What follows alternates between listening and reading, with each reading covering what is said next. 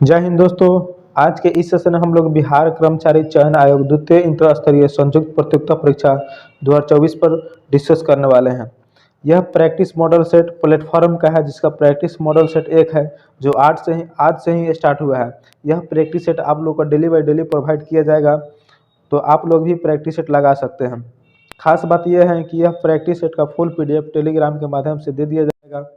वहाँ से आप लोग फुल प्रैक्टिस सेट लगा सकते हैं। ग्रेनाइट चट्टानें किस प्रकार की चट्टानें होती है? ऑप्शन नंबर बी इसका करेक्ट आंसर होगा आग्नेय चट्टान। ऑप्शन नंबर बी इसका करेक्ट आंसर होगा आग्नेय चट्टान। चलिए नेक्स्ट क्वेश्चन की बात करते हैं। नेक्स्ट क्वेश्चन आपका 2 नंबर प्रश्न है, सुंदरवन का डेल्टा निम्नलिखित में से किन नदियों द्वारा निर्मित होता है? ऑप्शन नंबर बी इसका करेक्ट होगा गंगा और ब्रह्मपुत्र। ऑप्शन नंबर बी इसका करेक्ट आंसर होगा। 3 नंबर प्रश्न है, भारतीय संविधान का कौन सा अनुच्छेद यह बताता है कि भारतीय नागरिक को किसी भी रेस्तरां, सड़क या सार्वजनिक स्थान का उपयोग करने का अधिकार है? ऑप्शन नंबर डी इसका करेक्ट होगा अनुच्छेद 15। ऑप्शन नंबर डी इसका करेक्ट होगा अनुच्छेद 15। भारतीय संविधान के भाग 3 में मौलिक अधिकार है, जो अनुच्छेद 12 से 35 तक का चर्चा है। नेक्स्ट क्वेश्चन की बात करते हैं। नेक्स्ट क्वेश्चन का 4 नंबर प्रश्न है, निम्नलिखित किन देशों के समूह में भूमध्य रेखा गुजरती है? निम्नलिखित में किन देशों के समूह से भूमध्य रेखा गुजरती है? ऑप्शन नंबर बी इसका करेक्ट होगा कोलंबिया, केन्या और इंडोनेशिया। ऑप्शन नंबर बी इसका करेक्ट आंसर होगा। नेक्स्ट क्वेश्चन की बात करते हैं। नेक्स्ट क्वेश्चन का 5 नंबर प्रश्न है, निम्नलिखित में से कौन सा देश आसियान का सदस्य नहीं है? निम्नलिखित में से कौन सा देश आसियान का सदस्य नहीं है? ऑप्शन नंबर सी इसका राइट आंसर होगा बांग्लादेश। ऑप्शन नंबर सी इसका राइट आंसर होगा। आसियान की बात करें, आसियान की स्थापना 8 अगस्त 1967 ईस्वी में हुआ था। आसियान का मुख्यालय कहाँ है? इंडोनेशिया की राजधानी जकार्ता में है। ठीक है, ये भी आपका इंपॉर्टेंट क्वेश्चन। आसियान में अभी कुल 10 देश है। मैकमोहन रेखा भारत तथा किस देश के बीच सीमा रेखा है? ऑप्शन नंबर डी इसका करेक्ट होगा चीन। ऑप्शन नंबर डी इसका करेक्ट होगा चीन।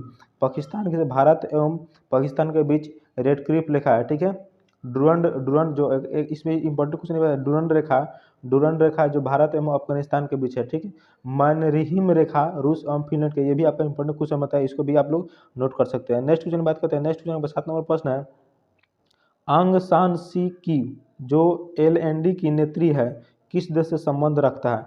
आंग सान सी की जो एलएनडी की नेत्री है किस देश से संबंध रखता है? ऑप्शन नंबर डी इसका करेक्ट होगा म्यांमार। ऑप्शन नंबर डी इसका करेक्ट होगा म्यांमार। ठीक है, आंग सान सू को 1991 में नोबेल पुरस्कार दिया गया था, ये भी आपका इंपॉर्टेंट क्वेश्चन बताइए, इसको भी नोट कर सकते हैं। ठीक है, एडमिरल कप का संबंध किस खेल से है? एडमिरल कप का संबंध किस खेल से है? ऑप्शन नंबर सी इसका करेक्ट होगा नौकादौड़। ऑप्शन नंबर सी इसका करेक्ट होगा नौकादौड़। ठीक है, गोल्फ जो है ना, गोल्फ राइडर कप जो है, राइडर कप गोल्फ से संबंधित है, और क्रिकेट से लॉवर कप क्रिकेट से संबंधित है। अभी आपका इंपॉर्टेंट क्वेश्चन, इसको भी नोट कर सकते हैं। नेक्स्ट क्वेश्चन की बात करते हैं। नेक्स्ट क्वेश्चन आपका 9 नंबर प्रश्न है, विश्व कप क्रिकेट 2023 के दौरान यूनिसेफ के सद्भावना राजदूत के लिए भारत का यात्रा पर आए इंग्लैंड के पूर्व कप्तान डेविड बेकहम किस खेल से संबंधित है? किस खेल से संबंधित है? ऑप्शन नंबर बी इसका करेक्ट होगा फुटबॉल। ऑप्शन नंबर बी इसका करेक्ट होगा फुटबॉल। नेक्स्ट क्वेश्चन की बात करते हैं। नेक्स्ट क्वेश्चन 10 नंबर प्रश्न है, निम्नलिखित में से संघाई सहयोग संगठन का एक सदस्य देश कौन सा है? निम्नलिखित में से संघाई सहयोग संगठन का एक सदस्य देश कौन सा है? ऑप्शन नंबर बी इसका करेक्ट होगा ईरान। ऑप्शन नंबर बी इसका करेक्ट होगा ईरान। ठीक है, नेक्स्ट क्वेश्चन की बात करते हैं। नेक्स्ट क्वेश्चन आपका 11 नंबर प्रश्न है, why I am a Hindu पुस्तक के लेखक कौन है? Why I am a Hindu पुस्तक के लेखक कौन है? इसका करेक्ट आंसर होगा option number D Shashi Tharoor. Option number D इसका करेक्ट होगा शशि थरूर। इसी प्रश्न है, पेरू की राजधानी क्या है? ठीक है, पेरू की राजधानी क्या है? ऑप्शन नंबर सी इसका करेक्ट होगा लीमा। ऑप्शन नंबर सी इसका करेक्ट होगा लीमा। ठीक है, लाजपा यह बोलोविया की राजधानी है। ठीक है, बोगाटा यह कोलंबिया की राजधानी है। नेक्स्ट क्वेश्चन की बात करते हैं। नेक्स्ट क्वेश्चन आपका 13 नंबर प्रश्न है, इजराइल देश की मुद्रा क्या है? इजराइल देश की मुद्रा क्या है? इजराइल देश की मुद्रा क्या है? ऑप्शन नंबर डी इसका करेक्ट होगा न्यू शेकेल। इजराइल देश की मुद्रा क्या है? New shekel. Option number D इसका करेक्ट होगा। ठीक है, क्रोन जो है ग्रीनलैंड का मुद्रा है। ठीक है, और रूस की मुद्रा क्या है? रूस की मुद्रा क्या है? रूस की मुद्रा रूबेल। ठीक है, यूरोपीय संघ की मुद्रा यूरो। इस खिलाड़ी को प्रथम बार राजीव गांधी खेल रत्न पुरस्कार प्रदान किया गया था। ऑप्शन नंबर डी इसका करेक्ट होगा Vishwanath Anand. Option number D इसका करेक्ट होगा विश्वनाथ विश्वनाथ आनंद, ठीक है। राजीव गांधी खेल रत्न पुरस्कार शुरुआत 1991 इसमें 1991 से 92 में शुरू किया गया था, ठीक है। इसका इसका राजीव गांधी खेल रत्न पुरस्कार का नाम चेंज करके मेजर ध्यानचंद कर दिया गया है, ठीक है। नेक्स्ट क्वेश्चन बात करते हैं। नेक्स्ट क्वेश्चन 15 नंबर प्रश्न है, भूमि के ऊपरी भाग में गहराई बढ़ने के साथ साथ तापमान में क्रमिक वृद्धि की दर लगभग डैश प्रति किलोमीटर होता है। ऑप्शन नंबर 20 का करेक्ट होगा 35 डिग्री सेल्सियस। ऑप्शन नंबर 20 का करेक्ट आंसर होगा। नेक्स्ट क्वेश्चन की बात करते हैं। 31 नंबर प्रश्न है आपका, पहचानिए कि निम्नलिखित में से कौन सा कथन सही है। पहचानिए कि निम्नलिखित में से कौन सा कथन सही है। ऑप्शन नंबर डी इसका करेक्ट होगा केवल 1 और 2। ऑप्शन नंबर डी इसका करेक्ट होगा केवल 1 और 2। हिंदुस्तान कॉपर लिमिटेड की स्थापना 9 नवंबर 1967 ईस्वी में निमित किया गया, ठीक है। खेतहड़ी कॉपर कॉम्प्लेक्स जो राजस्थान में स्थित है। ऑप्शन नंबर 1 और 2 करेक्ट होगा। नेक्स्ट क्वेश्चन की बात करते हैं। नेक्स्ट क्वेश्चन 32 नंबर प्रश्न है, भारत में राष्ट्रीय निवेश कोष के संबंध में निम्नलिखित में से कौन सा कथन सही है। भारत में राष्ट्रीय निवेश कोष के संबंध में निम्नलिखित में से कौन सा कथन सही है। ऑप्शन नंबर सी इसका करेक्ट आंसर होगा। ऑप्शन नंबर सी इसका करेक्ट आंसर होगा। केवल एक कथन 1 और 2। ऑप्शन नंबर सी कथन 1 और 2। नेक्स्ट क्वेश्चन की बात करते हैं। 33 नंबर प्रश्न आपका 33 नंबर प्रश्न है, स्वतंत्र भारत के पहले गवर्नर जनरल कौन थे। स्वतंत्र भारत के पहले गवर्नर जनरल कौन थे। ऑप्शन नंबर बी इसका करेक्ट होगा Lord Mountbatten. Option number B इसका करेक्ट होगा लॉर्ड माउंटबेटन, ठीक है। इससे इंपॉर्टेंट क्वेश्चन ये भी बनता है कि अगर पूछेगा आपसे स्वतंत्र भारत का प्रथम भारतीय और अंतिम भारतीय गवर्नर जनरल कौन था। ऑप्शन नंबर ए इसका हो जाएगा चक्रवर्ती राजगोपालाचारी। कंफ्यूज मत होइए। अगर पूछेगा आपके स्वतंत्र भारत के पहले गवर्नर जनरल कौन था तो लॉर्ड माउंटबेटन। स्वतंत्र भारत के प्रथम भारतीय और अंतिम भारतीय गवर्नर जनरल कौन था चक्रवर्ती राजगोपालाचारी, ठीक है। भारतीय राष्ट्रीय कांग्रेस की स्थापना 1885 में की गई थी, ठीक है। भारतीय राष्ट्रीय कांग्रेस के प्रथम अध्यक्ष कौन थे बोयमेश चंद्र बनर्जी थे, ठीक है। ये भी आपको इंपोर्टेंट क्वेश्चन बनता है। और ये भारतीय राष्ट्रीय कांग्रेस के प्रथम मुस्लिम अध्यक्ष कौन थे बदरुद्दीन तैयब जी। ये भी आपको इंपोर्टेंट क्वेश्चन बनता है। आपसे पूछेगा पूर्ण स्वराज, ठीक है, प्रथम बार भारत की स्वतंत्रता का प्रस्ताव किसने पेश किया था। तो प्रथम व्यक्ति हर्षत मोहानी थे जिसने भारत की स्वतंत्रता का पेश किया था, ठीक है। और इसमें भारतीय जनसंघ, ठीक है, भारतीय जनसंघ, ठीक है, भारतीय जनसंघ की स्थापना पूछे 1951 में, ठीक है। ये भी आपका इंपोर्टेंट क्वेश्चन बताया। नेक्स्ट क्वेश्चन बात करते हैं। नेक्स्ट क्वेश्चन 34 नंबर प्रश्न है, सिख धर्म के पहले गुरु कौन थे, ठीक है। सिख धर्म के पहले गुरु कौन थे गुरु नानक देव। ऑप्शन नंबर सी इसके करेक्ट होगा गुरु नानक देव। गुरु गोविंद सिंह ने फारसी में जफरनामा लिखे थे, ठीक है। गुरु गोविंद सिंह ने फारसी में जफरनामा लिखे थे। ये भी आपका इंपोर्टेंट क्वेश्चन बनता है। पाहुल प्रणाली की शुरुआत किसने की थी गुरु गोविंद सिंह। ये भी आपका इंपोर्टेंट क्वेश्चन बनता है। अगला प्रश्न है आपका 35 नंबर प्रश्न है, पुरातात्विक स्थल सुरकोटडा किस राज्य में स्थित है। पुरातात्विक स्थल सुरकोटडा किस राज्य में स्थित है। ऑप्शन नंबर डी इसका करेक्ट होगा गुजरात। ऑप्शन नंबर डी इसका करेक्ट होगा गुजरात। इससे इंपॉर्टेंट क्वेश्चन ये भी बताया, इसको भी नोट कर सकते हैं आप लोग, ठीक है। जुते हुए खेत का साक्ष्य कहाँ से मिलता है। जुते हुए खेत का साक्ष्य कहाँ से मिलता है कालीबंगा जो राजस्थान में, वहाँ से जुते हुए खेत का साक्ष्य मिलता है, ठीक है। और मिट्टी से बने हल का साक्ष्य कहाँ से मिलता है बनावली से मिलता है, ठीक है। लोथल एवं सुदरकोटा को सिंधु सभ्यता का बंदरगाह कहा जाता है। सिंधु सभ्यता का बंदरगाह किसे कहते हैं लोथल एवं सुरकोटदा को कहा जाता है, ठीक है। और हड़प्पा एवं मोहनजोदड़ो को विस्तृत साम्राज्य की जुड़वा राजधानी किसने कहा था पिगोट ने। हड़प्पा एवं मोहनजोदड़ो को विस्तृत साम्राज्य की राजधानी किसने कहा था पिगोट ने कहा था। ये भी आपका इंपोर्टेंट क्वेश्चन, इसको भी नोट कर सकते हैं। अगला प्रश्न है आपका 36 नंबर प्रश्न है, भारत में सिजदा प्रथा किसने शुरू की थी। भारत में सिजदा प्रथा किसने शुरू की थी। ऑप्शन नंबर सी गयासुद्दीन उल बलबन। ऑप्शन नंबर सी इसका करेक्ट होगा गयासुद्दीन उल बलबन है, ठीक है। गयासुद्दीन उल बलबन को नासरुद्दीन मोहम्मद ने उल्गू खां की उपाधि प्रदान की थी। ये भी आपका इंपोर्टेंट क्वेश्चन बताया। दीवाने अर्ज की स्थापना किसने की थी बलबन ने की थी। ये भी आपका इंपोर्टेंट क्वेश्चन बनता है, ठीक है। अगले क्वेश्चन की बात करते हैं। अगले क्वेश्चन आपका 37 नंबर प्रश्न है, कंडाली महोत्सव डैश में आयोजित किया जाता है। कंडाली महोत्सव डैश में आयोजित किया जाता है। Option number C Uttarakhand. Option number C इसका करेक्ट होगा उत्तराखंड में। नृत्य शैली चेरी की उत्पत्ति किस राज्य में हुई। Option number C Rajasthan. Option number C इसका करेक्ट होगा राजस्थान। अगला प्रश्न आपका 39 नंबर प्रश्न है, क्रिकेट विश्व कप 2023 में सबसे ज़्यादा रन बनाने वाले खिलाड़ी कौन है। क्रिकेट विश्व कप 2023 में सबसे ज़्यादा रन बनाने वाले खिलाड़ी कौन है। ऑप्शन नंबर डी इसका करेक्ट होगा Virat Kohli. Option number D इसका करेक्ट होगा विराट कोहली। जो क्रिकेट विश्व कप 2023 में हुआ है, जो विश्व कप 2023 में हुआ है, उसमें प्लेयर ऑफ द टूर्नामेंट किसे दिया गया है? तो विराट कोहली को दिया गया है, ठीक है। और अंतर्राष्ट्रीय क्रिकेट में सबसे ज़्यादा शतक मारने वाले खिलाड़ी विराट कोहली ही बन गए, ठीक है। और भारत ने अब तक 2023 में जो हुआ, 2023 में जो वर्ल्ड कप हुआ था, भारत ने अब तक 4 बार विश्व कप का मेजबानी कर चुके हैं, ठीक है। क्रिकेट के इतिहास में ऑस्ट्रेलिया ने कुल 6 बार वनडे विश्व कप जीतने का रिकॉर्ड दर्ज किया गया। ये भी आपका इंपॉर्टेंट क्वेश्चन बनता है। नेक्स्ट क्वेश्चन की बात करते हैं। नेक्स्ट क्वेश्चन प्रश्न आपका, हाल ही में प्रसिद्ध लेखिका पुष्पा भारती को 2023 का कौन सा साहित्य सम्मान प्रदान किया गया है? ऑप्शन नंबर ए व्यास सम्मान, ऑप्शन नंबर ए से कौन होगा? व्यास सम्मान किया गया है, ठीक है। अगला प्रश्न का 41वां प्रश्न है, भारत के पहले दलित मुख्य सूचना आयुक्त है, भारत के पहले दलित मुख्य सूचना आयुक्त कौन है? ऑप्शन नंबर ए से कौन होगा? हीरालाल सामरिया, ऑप्शन नंबर ए से कौन होगा? हीरालाल सामरिया, ठीक है।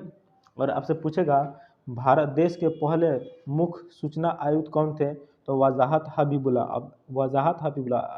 अब पहली मुख्य सूचना महिला आयुक्त कौन थी? तो दीपिका संधू, ठीक है।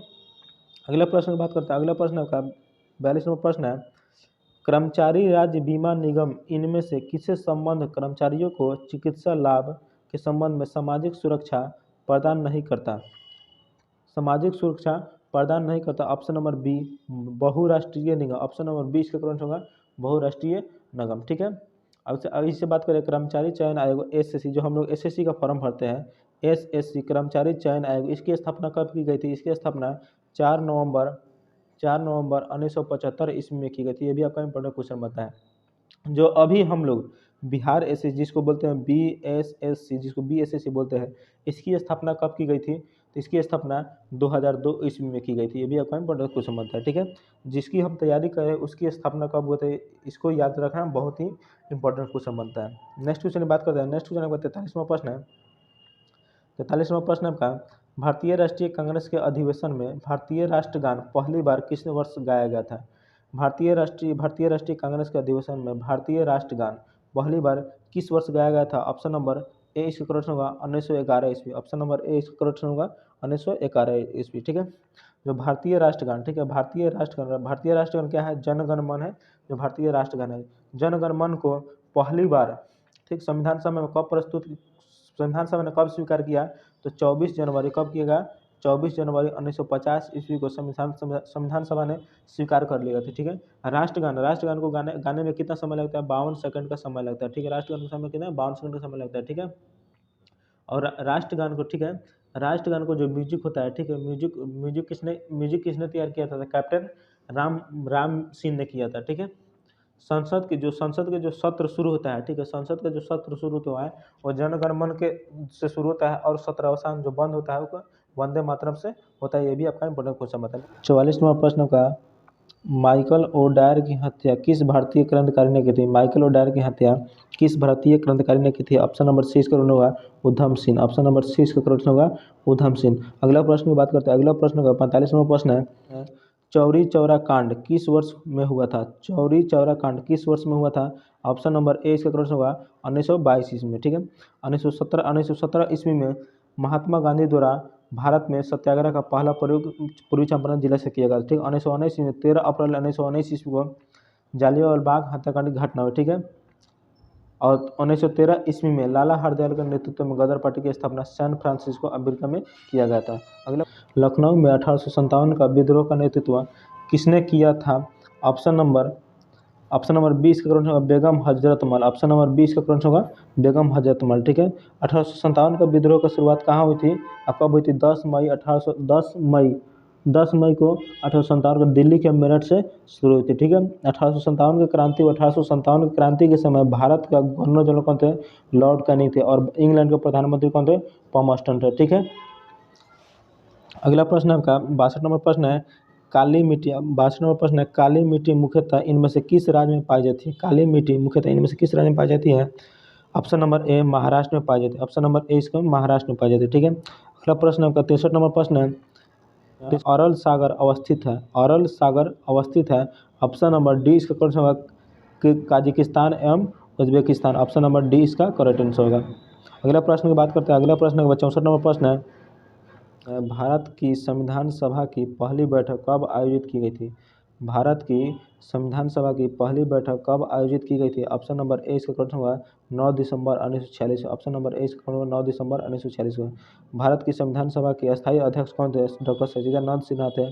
भारत की संविधान सभा का अस्थायी अध्यक्ष डॉक्टर राजेंद्र प्रसाद को कब चुना गया था? तो 11 दिसंबर 1946 ईस्वी को भारत के संविधान सभा का अस्थायी अध्यक्ष डॉक्टर राजेंद्र प्रसाद को चुना गया था। और उपाध्यक्ष कौन थे? एच सी मुखर्जी को उपाध्यक्ष चुना गया था। ठीक है। भारत के संविधान सभा के संवैधानिक सलाहकार कौन थे? बी.एन. राव संवैधानिक सलाहकार थे। ये भी आपका इंपोर्टेंट क्वेश्चन बनता है। ठीक है। भारत का संविधान बनने में कितने वर्ष लगा? 2 वर्ष 11 माह 18 दिन भारत को संविधान में बनने लगा था। ठीक है। अगला प्रश्न की बात करते हैं। अगला प्रश्न है 65 नंबर प्रश्न आपका, डैश किसी भी विधेयक को धन विधेयक घोषित करने का निर्णय लेते हैं। डैश किसी भी विधेयक को धन विधेयक घोषित करने का निर्णय लेते हैं। ऑप्शन नंबर डी लोकसभा के अध्यक्ष भी विधेयक को धन विधेयक घोषित करने का निर्णय। ऑप्शन नंबर डी इसका करेक्ट आंसर होगा। लोकसभा की चर्चा आर्टिकल 81 में किया गया है। लोकसभा को लोकप्रिय सदन भी कहा जाता है। लोकसभा को निम्न सदन भी कहा जाता है। ठीक है। अब स्वतंत्रता प्राप्ति के बाद प्रथम लोकसभा के उपाध्यक्ष अनंत श्याम अयंगर थे। ठीक है। ये भी आपका इंपोर्टेंट क्वेश्चन। धन विधेयक की चर्चा आर्टिकल्स 109 में किया गया है। ये सब आपका इंपोर्टेंट क्वेश्चन है, इसको भी नोट कर सकते हैं। अगले प्रश्न में बढ़ते हैं। अगला प्रश्न आपका 66 नंबर प्रश्न है, भारतीय संविधान में फर्स्ट पास्ट द पोस्ट सर्वधानिक मत प्राप्त व्यक्ति का विजय का प्रावधान किस देश के संविधान से अंगीकृत किया गया है? Option number C Britain. Option number C इसका करेक्ट होगा ब्रिटेन से किया गया है। ठीक है। फ्रांस से आपका गणतंत्रात्मक प्रस्तावना एवं स्वतंत्रता समता एवं बंधुता ये कहाँ से लिया गया? फ्रांस से लिया गया है। संयुक्त आयरलैंड के संविधान से राष्ट्रपति द्वारा राज्यसभा में साहित्य कला विज्ञान एवं समाज सेवा के क्षेत्र में जो व्यक्तियों को मनोनीत किया जाता है वह आयरलैंड के संविधान से लिया गया है।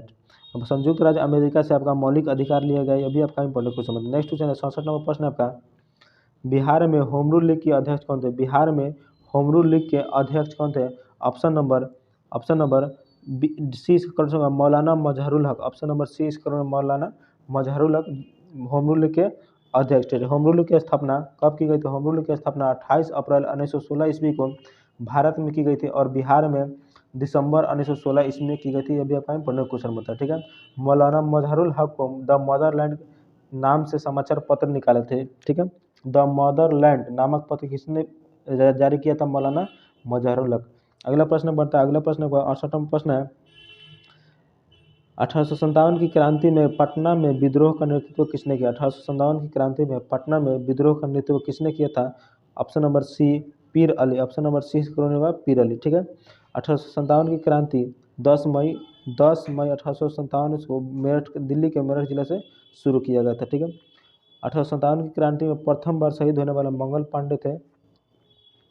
नेक्स्ट क्वेश्चन की बात करते हैं। नेक्स्ट 69 नंबर प्रश्न है, पंचशील समझौता किन दो देशों के बीच हुआ था?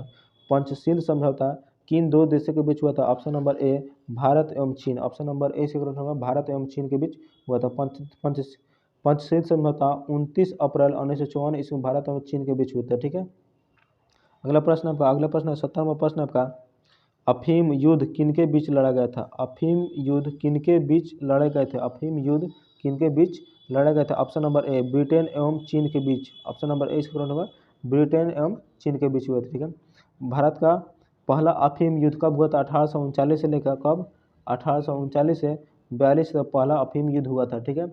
दूसरा अफीम युद्ध 1856 से 1860 तक 1856 से 1860 दूसरा अफीम युद्ध हुआ था, जिसे एंग्लो फ्रांसीसी युद्ध के नाम से भी जाना जाता है। दूसरा अफीम युद्ध ब्रिटेन एवं फ्रांस से होता है। दूसरा अफीम युद्ध किसे होता है? ब्रिटेन एवं फ्रांस से हुआ था। ये भी आपका इंपोर्टेंट क्वेश्चन बताया। अगला प्रश्न की बात करते हैं। अगला प्रश्न है आपका, मनात किस देश की नई मुद्रा? 71 नंबर प्रश्न आपका, मनात किस देश की नई मुद्रा है? Option number C Azerbaijan. Option number C correct होगा अजरबैजान। आर्मीनिया की राजधानी एरेवान है। आर्मीनिया की राजधानी कहाँ है? एरेवान है। अंडोरा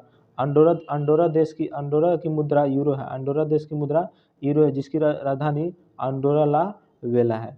अगला प्रश्न की बात करते हैं। अगला प्रश्न आपका 72 नंबर प्रश्न है, नुसंतारा किस देश की नई राजधानी है? नुसंतारा किस देश की नई राजधानी है? ऑप्शन नंबर ए इंडोनेशिया। ऑप्शन नंबर ए होगा इंडोनेशिया जो है नुसंतारा देश की नई राजधानी बनाई गई है। ठीक है।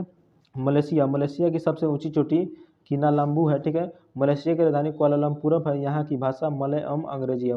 मॉरिशस की राजधानी पोर्ट लुइस है, मॉरिशस की राजधानी कहाँ है, पोर्ट लुइस है। ये भी आपका इंपोर्टेंट क्वेश्चन है। नेक्स्ट क्वेश्चन बात करते हैं 73 नंबर प्रश्न आपका,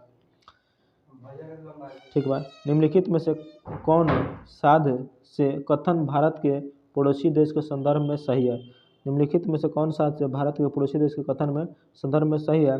ऑप्शन नंबर डी केवल दो, ऑप्शन नंबर डी केवल दो। श्रीलंका, भूटान, बांग्लादेश की तुलना में डॉलर के संदर्भ में भारत का घरेलू उत्पाद सबसे अधिक है। ऑप्शन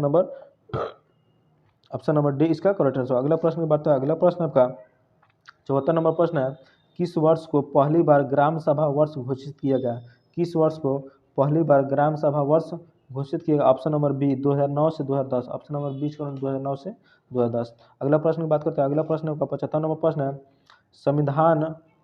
संविधान के निम्नलिखित संसाधनों में से किसके अंतर्गत भारत में महिलाओं के लिए ग्राम पंचायतों का 1/3 सीट में की 33% कितना 33% आरक्षित किया गया था। ऑप्शन नंबर सी 73वें संविधान शोधन, ऑप्शन नंबर सी इसका करेक्ट होगा 73वें संविधान शोधन। अगला प्रश्न की बात करते हैं, अगला प्रश्न आपका 91 नंबर प्रश्न आपका, सामाजिक जागरूकता फैलाने तथा समाज में महिलाओं के उत्पीड़न को रोकने के लिए डायन प्रथा प्रतिषेध विधेयक कब बिहार में लाया गया था। कब बिहार में लाया गया था, पर बी इसका करेक्ट आंसर होगा, ठीक है। प्रथम पंचवर्षीय योजना अप्रैल 1951 से 31 मार्च 1956 तक चला था, ठीक है। 52 नंबर प्रश्न है, भारत में पहली पंचवर्षीय योजना का आधार क्या था। भारत में पहली पंचवर्षीय योजना का आधार क्या था। ऑप्शन नंबर ए Herald Domar model, option number ए हैराल्ड डोमर। पंचवर्षीय योजना की शुरुआत 1 अप्रैल कब 1 अप्रैल 1951 से 31 मार्च 1956 तक, अब 1956 तक चला था, ठीक है।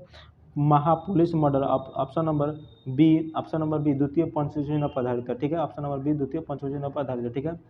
भारत में अगला प्रश्न आपका 93 नंबर प्रश्न है, निम्नलिखित में से कौन सा भारत में सामुदायिक विकास के मुख्य निर्माता कहलाते हैं। निम्नलिखित में से कौन भारत में सामुदायिक विकास के निर्माता कहलाते हैं। ऑप्शन नंबर ए इसका करेक्ट होगा SK day, option number A इसका करेक्ट होगा SK डे। भारत के प्रथम सहकारिता एवं पंचायती राज के मंत्री कौन थे, सुरेंद्र कुमार डे। ये भी अपना इंपोर्टेंट क्वेश्चन बताया, ठीक है। सामुदायिक विकास कार्यक्रम की शुरुआत 2 अक्टूबर 1952 ईस्वी में किया गया था। ये भी एक इंपोर्टेंट क्वेश्चन बनता है, ठीक है। इसको भी नोट कर सकते हैं। अगला प्रश्न आपका 94 नंबर प्रश्न है, भारत सरकार द्वारा नियुक्त तापस मजमूदार समिति का संबंध निम्नलिखित में से किससे था।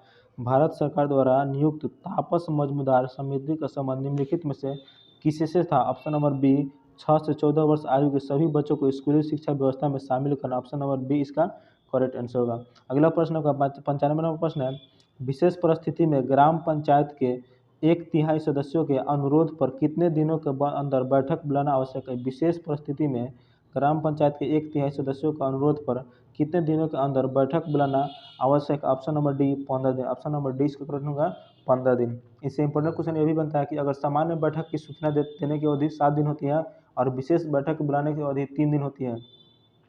नेक्स्ट क्वेश्चन बात करते हैं 96 नंबर प्रश्न का, शिशुओं में जन्म के समय निम्नलिखित में से कौन सी हड्डी नहीं होती है। शिशुओं में जन्म के समय निम्नलिखित में से कौन सी हड्डी नहीं होती है। ऑप्शन नंबर ए जानु का, ऑप्शन नंबर ए इसका होगा जानु का, ठीक है। नवजात शिशु में हड्डियों की संख्या 300 होती है और वयस्क शरीर के व्यक्ति में हड्डियों की संख्या 206 होती है, ठीक है। सबसे और ये भी मेरे को से बताया कि सबसे बड़ी हड्डी, ठीक है, सबसे बड़ी हड्डी कौन होती है, जांघ की हड्डी होती है, ठीक है, जांघ की हड्डी जिसे फीमर कहते हैं। और सबसे छोटी हड्डी जो स्टेपिज कान की हड्डी होती है जिसे स्टेपिज कहा जाता है, ठीक है।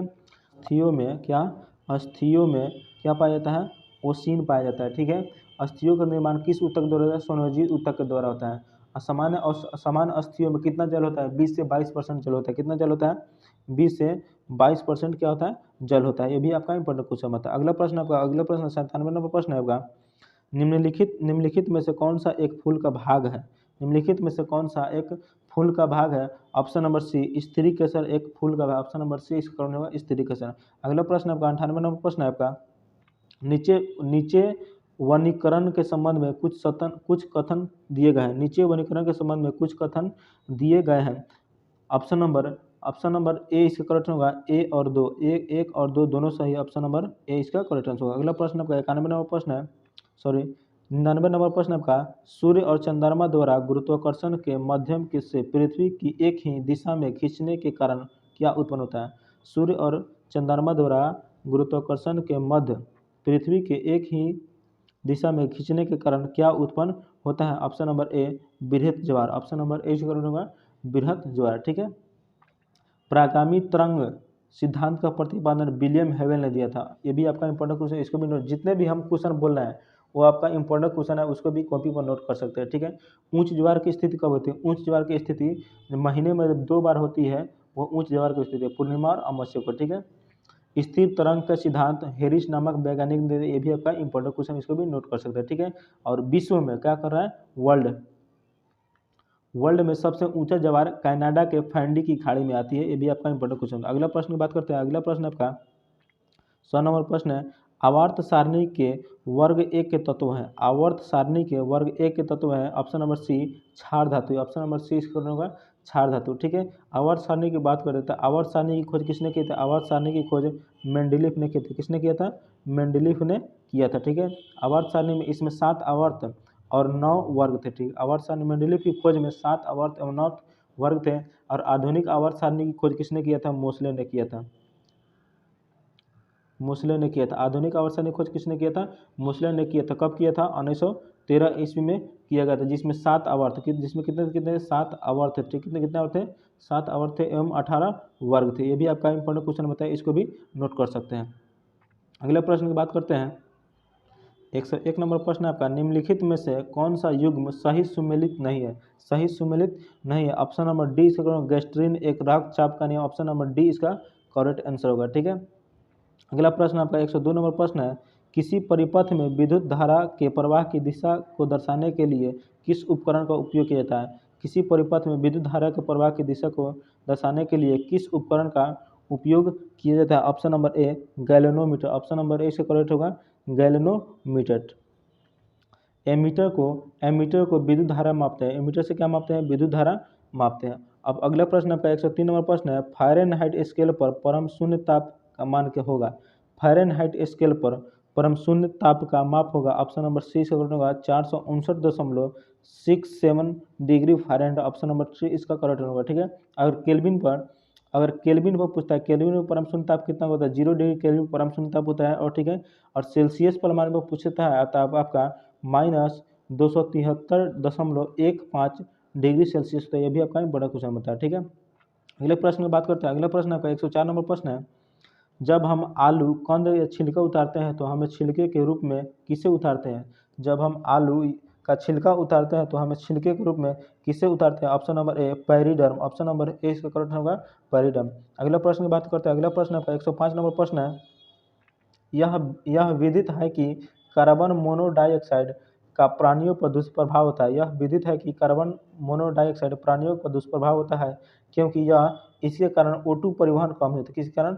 ऑप्शन नंबर बी इसका करेक्ट है, इसके कारण O2 परिवहन कम होता है। ऑप्शन नंबर बी इसका करेक्ट होगा। अगला प्रश्न आपका, किसी द्विविमीय गति के ताक्षणिक चाल v0 एक धनात्मक नियतांक है। किसी द्विविमीय गति के ताक्षणिक चाल v0 एक धनात्मक नियतांक है, तब निम्नलिखित में से कौन सा कथन अनिवार्यता सत्य है? तब निम्नलिखित में से कौन सा कथन अनिवार्यता सत्य है? ऑप्शन नंबर डी इसका करेक्ट होगा समान समय अंतरालों के समान पथ दूरियां तय करती है। ऑप्शन नंबर डी इसका करेक्ट आंसर होगा। अगला प्रश्न की बात करते हैं। अगला प्रश्न 122 नंबर प्रश्न है आपका, अनुप्रस्थ तरंगे क्या है?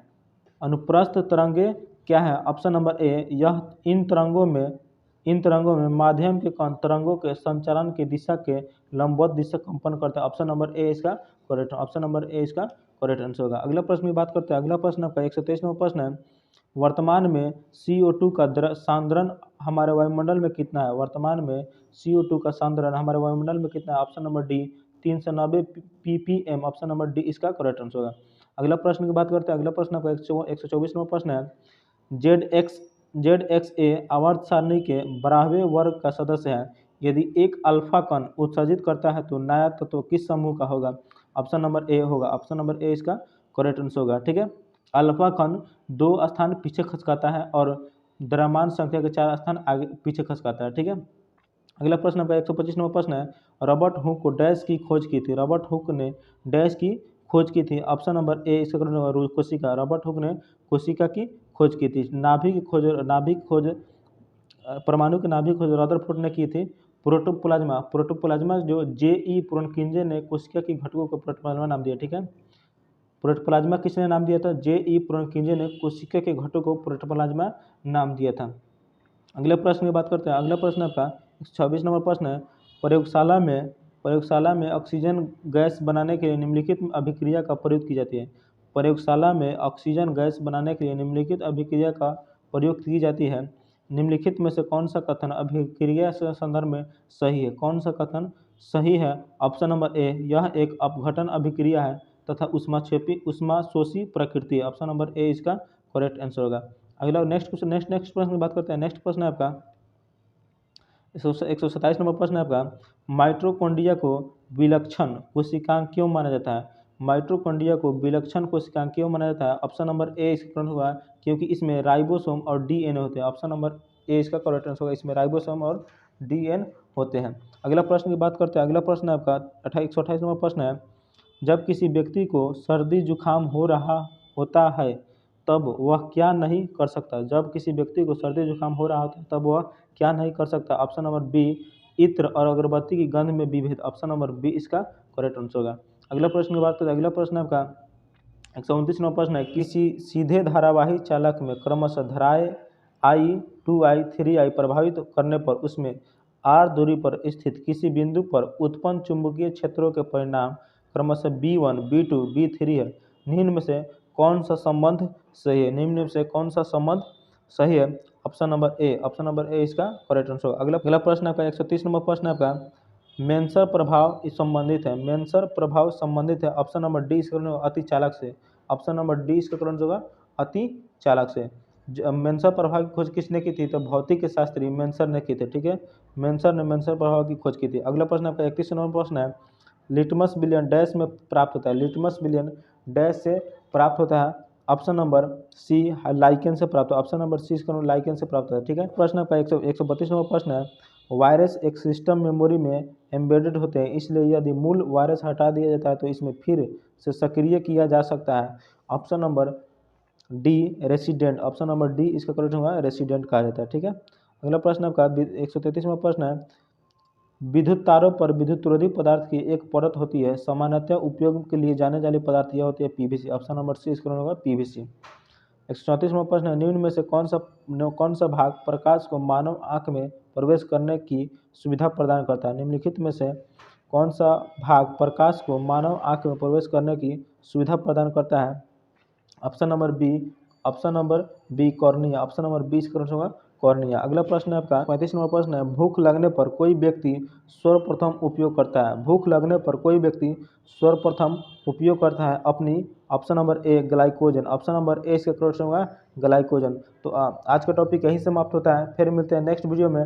तब तक के लिए जय हिंद। अगर हमारे द्वारा दी गई जानकारी आप लोग को अच्छी लगती है तो वीडियो को लाइक शेयर, चैनल को सब्सक्राइब जरूर कीजिएगा।